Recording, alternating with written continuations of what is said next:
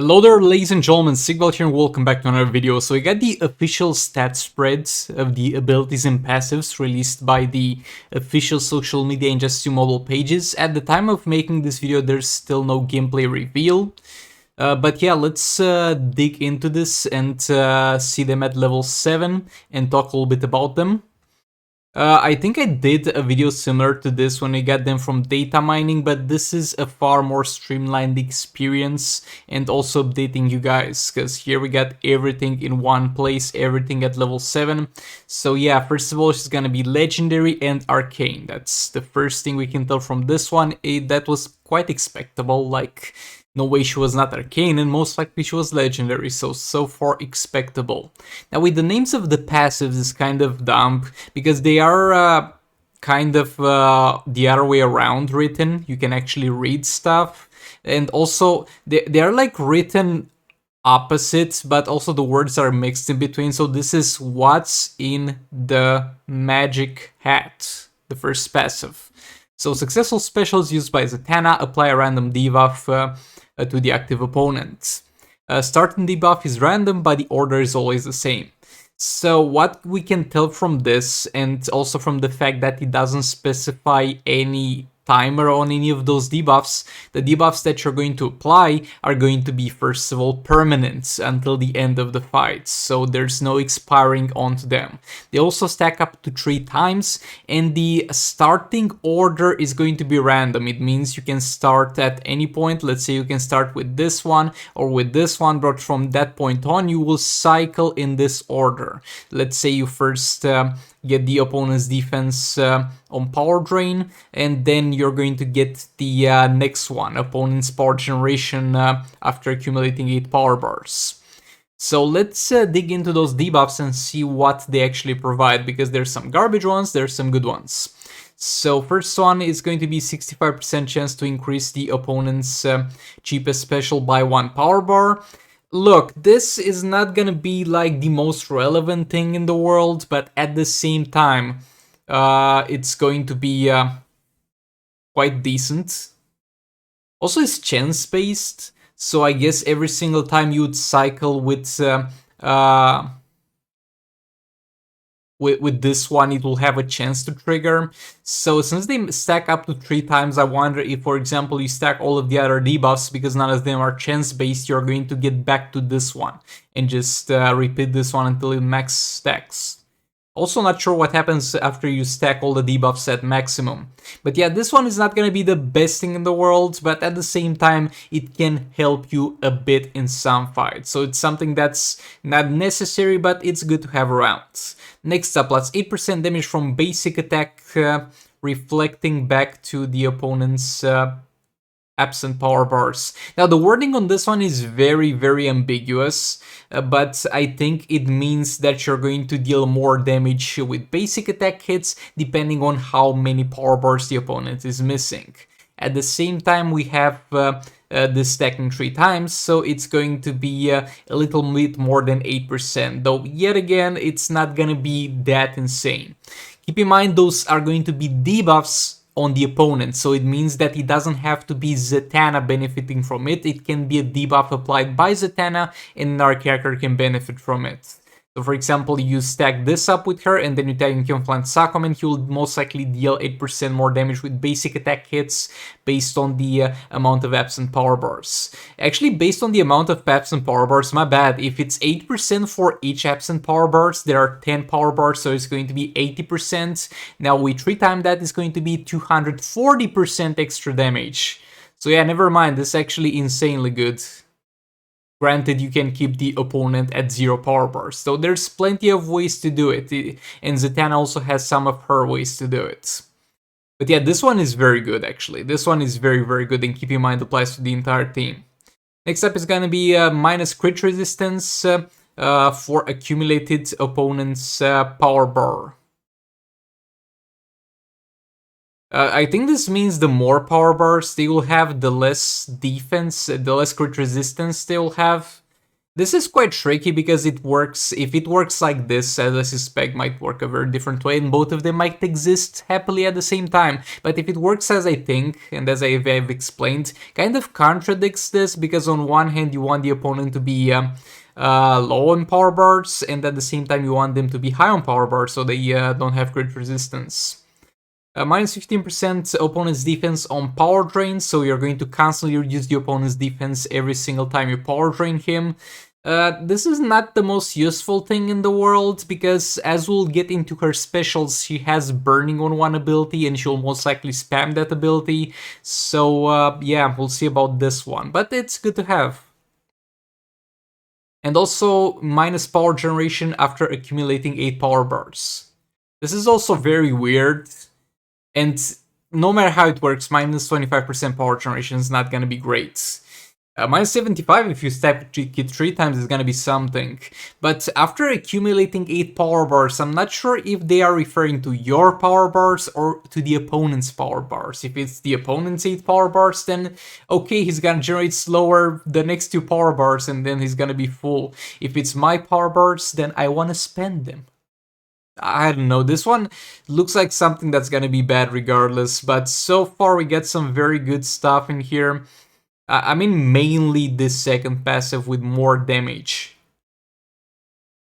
against the opponent. And keep in mind, applies to everybody. Second passive, this was easy, calm, easy, go. Look at the order of this garbage here. But yeah, Zatanna has a chance to steal a power bar after applying a debuff from whatever this thing was. Magic Cat in a Hat. Every stolen power bar increases teammates' damage. So you're going to have a chance to steal a power bar from the enemy as you apply a debuff, so basically as you do a special, because you're applying the debuffs by doing specials. What I wonder is if this passive will still keep working after you have applied all the debuffs. And team's damage for each stolen power bars plus 85% and stacks up to 300%. Over here I'm very, very happy to see this number like this and this number like this, because what this means is she's gonna have the cap at 300% at all star ratings, most likely. Might be wrong about this one, but most likely the cap is gonna be at 300% at each star rating, and rather than lowering your maximum potential of this passive with the star rating, they're going to make you stack it slower but still be able to reach maximum potential, so that's going to be amazing. And yeah, it's going to give more damage to teammates. Keep in mind, we have a lot of damage. This is 300% damage. We have damage on basic attack hits, 240% damage for teammates. So it's already absolutely insane. So far we have Raven 2.0, and they decided to add a little bit of Deathstroke in the mix. More like Batman Laughs, because that's a more accurate comparison because of no Norse, no Globius. But yeah, 8 successful specials against a burning opponent, and again she has a way to burn the opponents. Will reduce their health by a percentage, but can be affected by blocking or passives. I wonder why they added this here, can be affected by blocking or passive. Like, yeah, every single percentage health damage that you do can be affected by blocking. It can be affected by blocking or passives, but they never specifically specify this. If the opponent's block is going to be half percentage health. If the opponent's got a damage cap, then it's going to be that damage cap percentage health.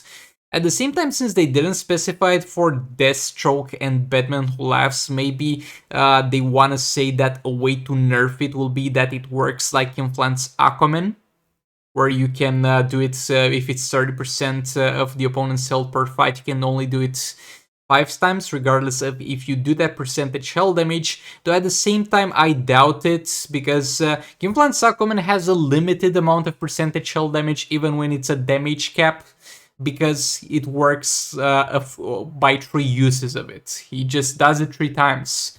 The way it's worded here, it's basically the same way as it is for Battle Class and Deathstroke, so I think that it's gonna work very well even in fights with damage caps. You'll just have to do more specials. Now we have the special one here, which is a bit weird. It says percentage crit chance. As far as I remember, if you had a plus before, let's say, crit chance, then it would increase your already existing crit chance. If you have a percentage crit chance, then it's most likely gonna add a flat amount of crit chance, 80%. So yeah, a little bit weird about this one, and usually, I mean, since most likely after we we get our gears to level 70, it'll take it'll take 2 or 3 gear rolls to get to max crit, and I'd rather have max crit by default rather than depend on this. But we most likely will spam this to apply debuffs, so we'll see how that goes. Second special will deal some damage, and we'll have a chance to perform a random special for free.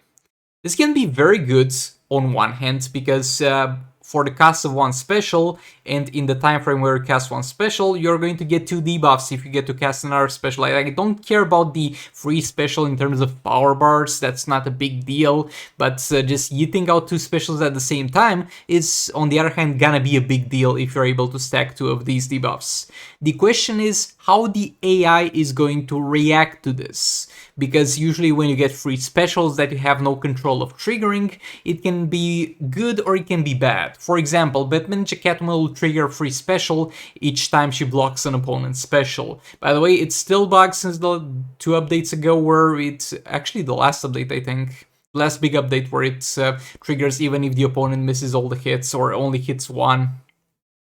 But yeah, back to the point. Batman Catwoman has a bad this type of ability, because her third special can afterwards be blocked by the enemy, breaking your combo and basically locking you into an infinite combo where you block a special, use your third special, gets blocked, the enemy uses another special, and the only way to get out of it is just to get hit. If it works like this, we will never get to see this used. Now there's a second chance, the way the Shazam third special works, because it's also something that can randomly trigger that time when you also block a special from an enemy. But that's chance-based. Catwoman is kind of guaranteed.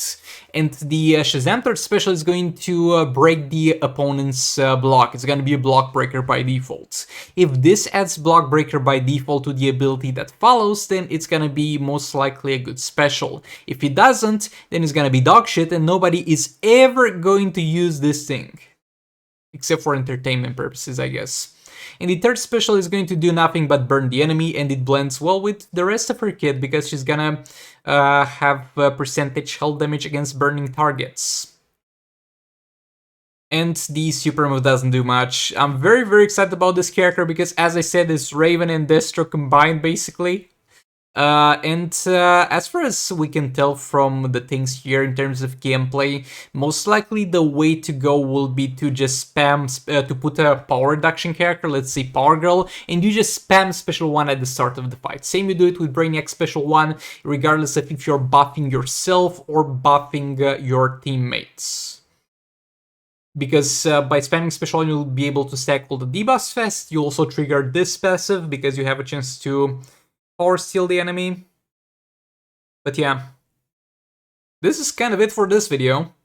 Thanks so much for watching. I'll update you if we see an official gameplay reveal. I'll see you all in the next one. Subscribe to the channel while you're here, and like the video if you liked it, dislike it if you disliked it, and goodbye.